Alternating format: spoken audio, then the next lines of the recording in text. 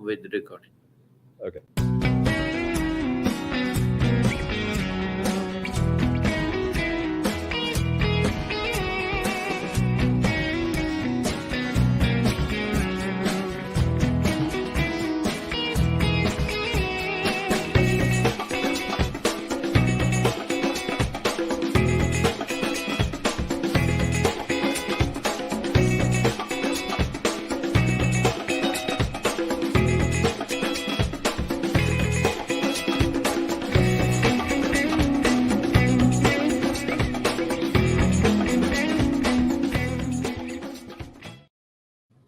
Good evening, ladies and gentlemen. Welcome to Lifestyle with Dr. Moby, and today we have an excellent show.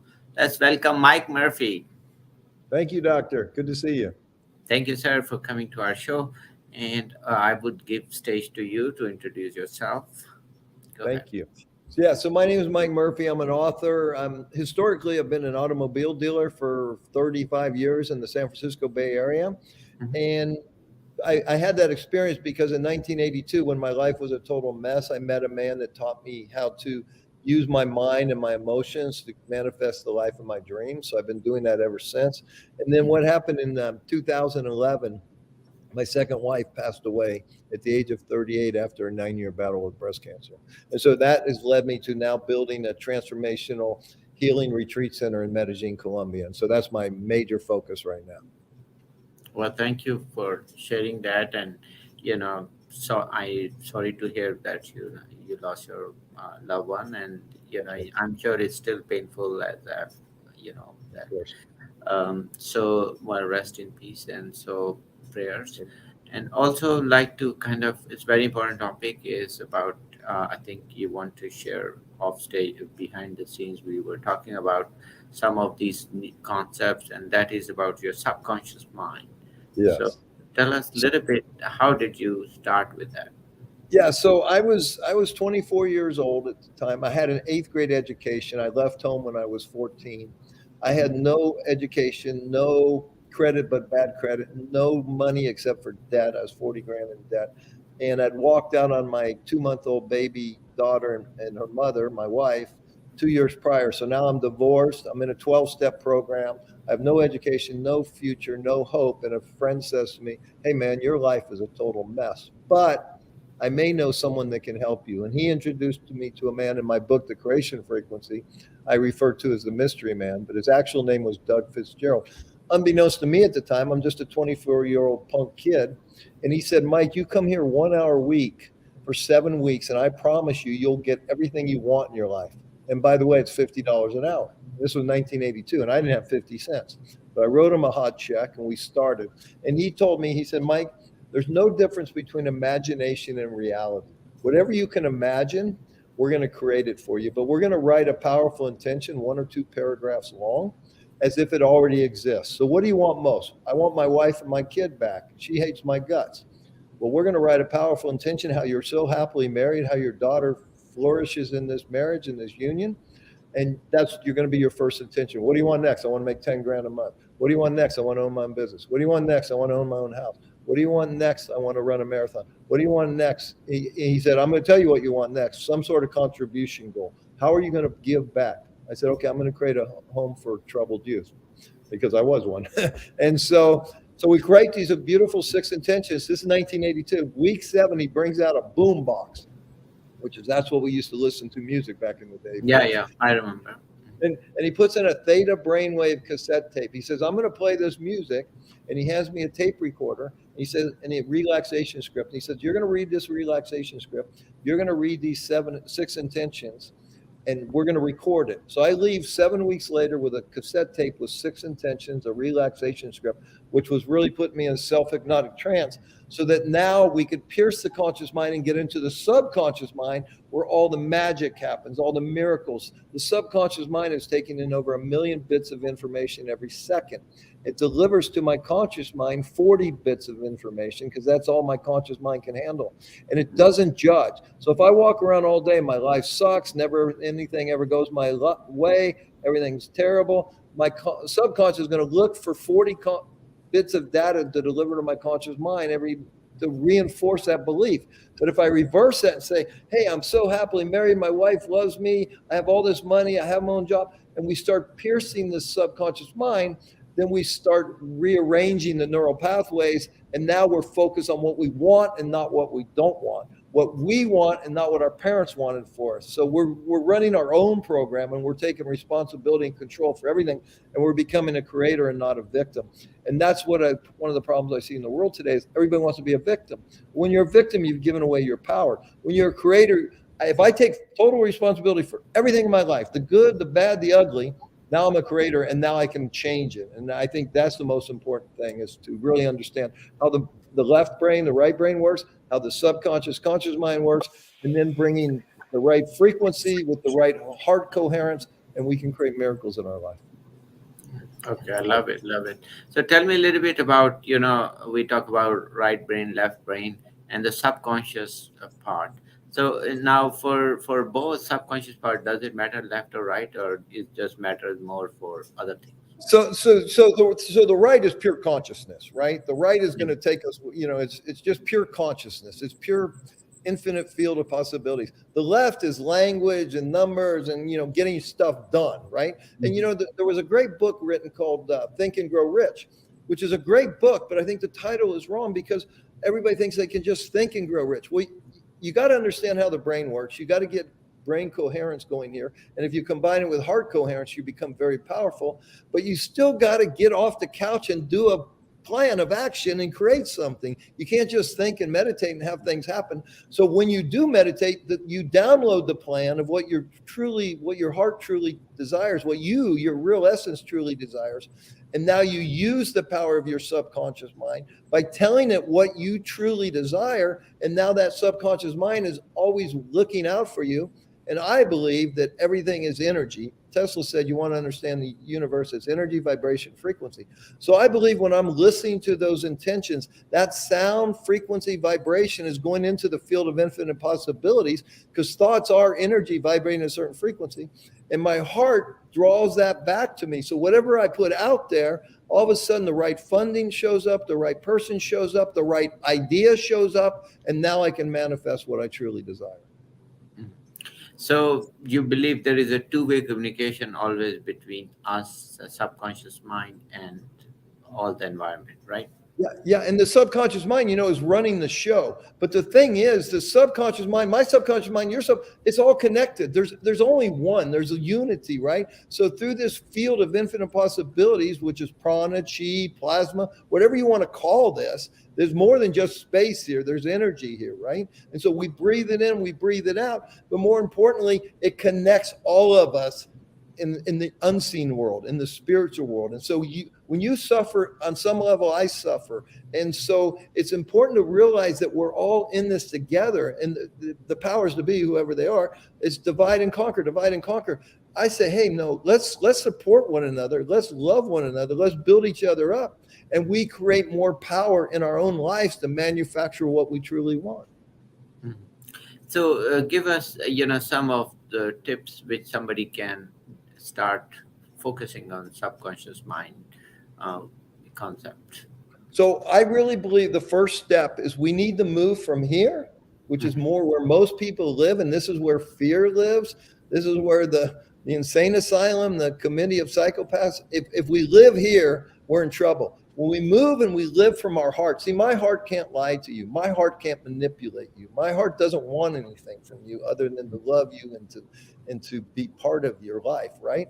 So when I move here, now I can use this supercomputer because it's a fantastic supercomputer. But when me, the real Mike, the real essence of me, uses this supercomputer and understands how the subconscious mind works and understands that when I plant in the subconscious mind, it's like planting a seed in the soil. I'm going to reap something, right? If I plant an acorn, I'm going to get an oak tree. Same thing here. I plant a powerful seed in the subconscious mind. It's going to manifest. There's not one thing in our physical reality that didn't begin as a thought with an emotion linked to it. And so that's how everything comes into the physical. From the unseen, it comes into the physical. So when people understand this and now they move here and say, okay, what is it I truly want? What makes me want to stay up late and work hard? And what makes me want to jump out of bed in the morning and go after it? Okay, that's my desire. So now how do I create a plan around that? So I write a powerful intention as if it already exists, my outcome. We have an app called the Creation Frequency app. You download the app. We've already embedded the theta brainwave music. You record your intention. You put yourself in this relaxed hypnotic state. You record your intentions and you listen every morning, every night, right when you wake and right before you go to bed, because now you're in alpha and theta brainwaves, and it's better for manifesting what you truly desire. And if you do these little simple steps, and there's work involved here, folks, but if you will just do this every day, I promise you, your life cannot not get better. It must get better. Mhm. So what you're saying is that what you believe, you need to do that so your frequency goes from subconscious to conscious, right? Yes, and see, exactly right. You just nailed it, right? Because most of us are walking around unconscious, Mhm. okay? And the subconscious is running the show, but who programmed the subconscious? Okay, we're in theta brainwave from birth to age 8 or 9, right? The Yeah. Jesuits said, give me a kid till age 8, he'll never leave the church. So when we understand that we're running other people's programs, okay, and so many people are lawyers and doctors because that's what their mommy and daddy want them to be, but they don't want to be that, and so they're frustrated, they're angry, there's this unrest, right? But when we move here and we say, hey, what makes me happy? What do I want to do in my life before we get trapped and encumbered with mortgages and kids and all this stuff? We do it early, and now we can live a life on purpose. And listen, we're here to create. We're here to be on purpose. We're here to do something. And when we're not, we're either growing or dying. And when you're creating, you're growing. And when you're not, you're dying. And that's really what everybody wants, is to feel good and be happy. Well, this is how you get it. You have to create something. Mm. Also, I think you mentioned the important concept is that there are a couple of things happening with all the people around you and all the energy, and you talk a little bit about heart, and also you talk a little bit. So, do you believe it's very important that we should stay positive, be Well, positive, bigger? of of course, but it's more than that, because we have to embody it. We have to go within.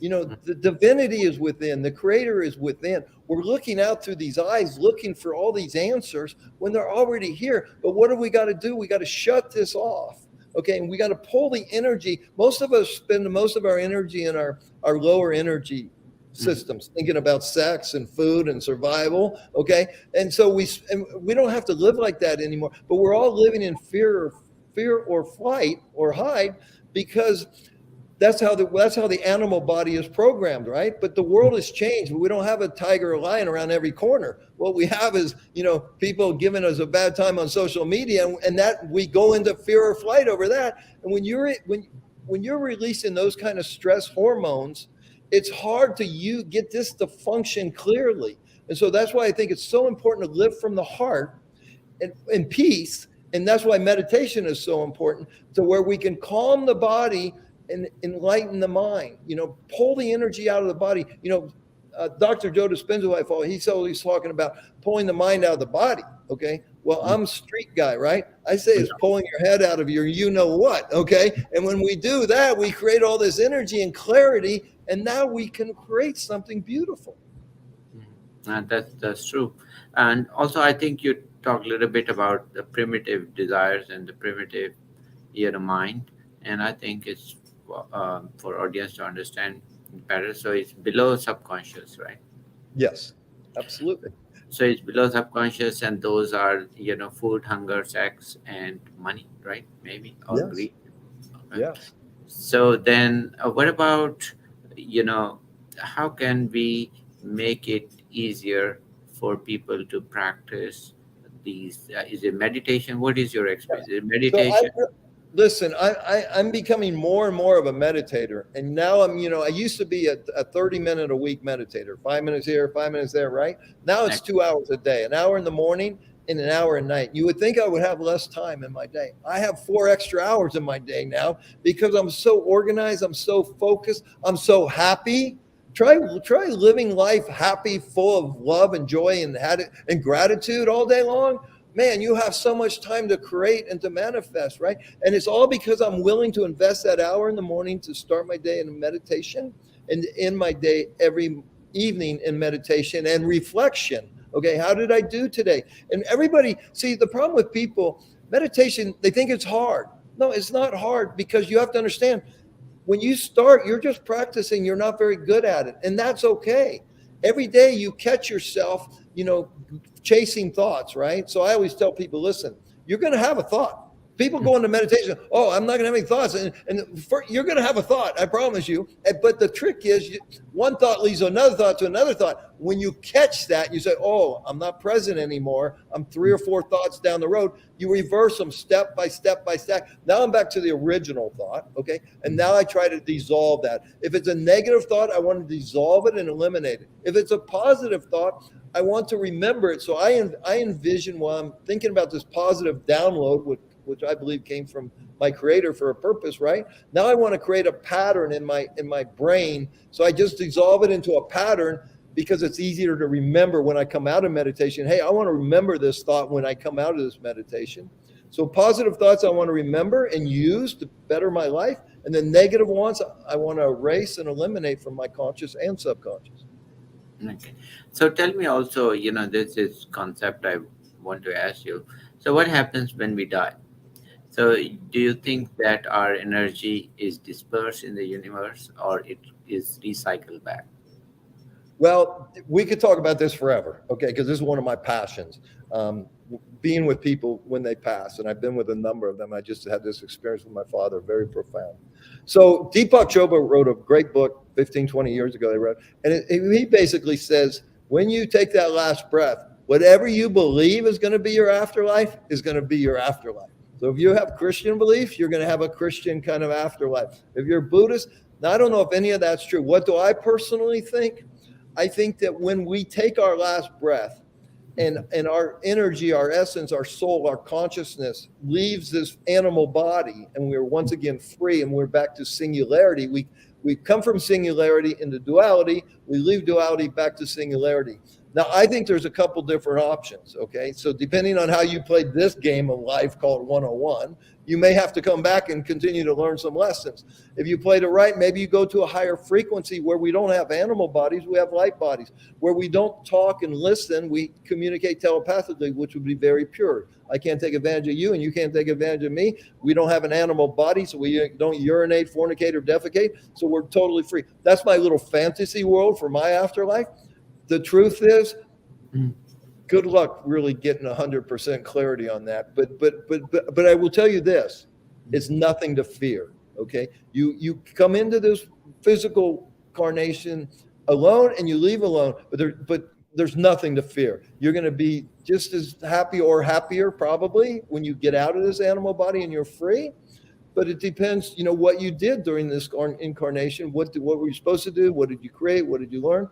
So we could go on this forever. I mean, there's so many different narratives and belief systems, but I think the trick for me is to find something that makes you happy and comfortable. And it's all a belief system, right? And whatever I believe makes me feel good, that's my belief system. And it makes me wonder, is as you know, the universe whole thing is all energy. Exactly. And is that energy growing, or is it getting down, or So that's that another great question, right? And once again, there's a million different theories. There's a million different narratives. What do I think? I think consciousness is expanding. Okay, that I really do believe. I don't think you can't see physical evolution anymore. We're told that it existed, and blah, blah, blah, but there's no proof. But what I feel in my own life that is evolving for me and those that I see around me, I believe that consciousness is arising. I believe we're going from a masculine energy to a feminine energy. I believe it's a pattern that happens every 26,000 years, perhaps, or somewhere around those times. And right now, the masculine, I think when the Mayan calendar ended December 21st, 2012, we started a shift from masculine to feminine. What is masculine? Domination, penetration, power, control, right? And they're hanging on for dear life to stay control. What is feminine? Love, nurturing, openness. And I think this we're shifting into this thing. So I think we're going to have some difficult years ahead. We're going to have a lot of unfortunate things happen, and there's going to be a lot of gnashing of the teeth, if you will. But I do think that when it's over, we can usher heaven back on the earth. We can live to learn and be in communities like the native Indians of North America, South America. We don't need all this strife. We need to work together in small communities of oneness and togetherness. And we need to teach our children truth and not lie to them and create all this dysfunction where these poor kids aren't being raised by functional parents. Everybody's dysfunctional. Very few children today are born into a mother, father that are conscious, awake, nurturing, evolved. And that's what we need. We need to go back to that and quit all this chasing this material stuff that doesn't really fulfill us, right? What fulfills us is love and contribution and gratitude, community, coming together to create something beautiful as a family. That's what life is about. I don't know how we started chasing all this other stuff, but it's out of control. Well, also now I think if you can give your final important message, then that we can wrap it up for you. Yeah. So first of all, if you want to know more about me, go to MikeMurphyUnfiltered.com. If you want to know about this beautiful place we're building in Medellin, Colombia, this transformational health retreat, it's mountainsofhope.com. And we have a nonprofit where we send someone scholarship to go to our retreat for free. It's about a $10,000 gift. We give a scholarship once a month. That's at lovefrommargo.org. That's our nonprofit foundation. But here's the thing, folks.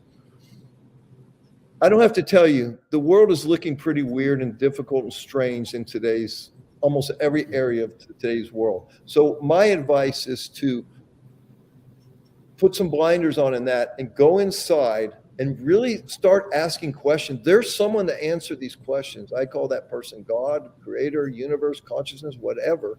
Okay. But King Solomon said, there's nothing new under the sun. But we have to go within. We have to quiet this insane asylum, go into our beautiful heart, feel the love, feel the oneness, feel the wholeness, and then ask, what should I be doing with my life? And the answer will come. This is what I teach when I teach people to journal. You start the morning in gratitude. Thank you for my wife. Thank you for my health. Thank you for another day. Thank you for my family. And then please give me wisdom. What should I do with this child? What should I do with this business? What should I do with this situation? And I ask for wisdom from the creator of all, and I end in love. And I believe that if we do that and we take some time to go inside and we contemplate, we can create a much better physical experience for ourselves, our family, our community, and eventually the entire world. Well, beautiful message, and I think everybody should check out your website. It's a great concept, and I think thank you for coming to our show and sharing your thoughts and your journey. And good luck. Take care. Thank you so much, Doctor. Bye.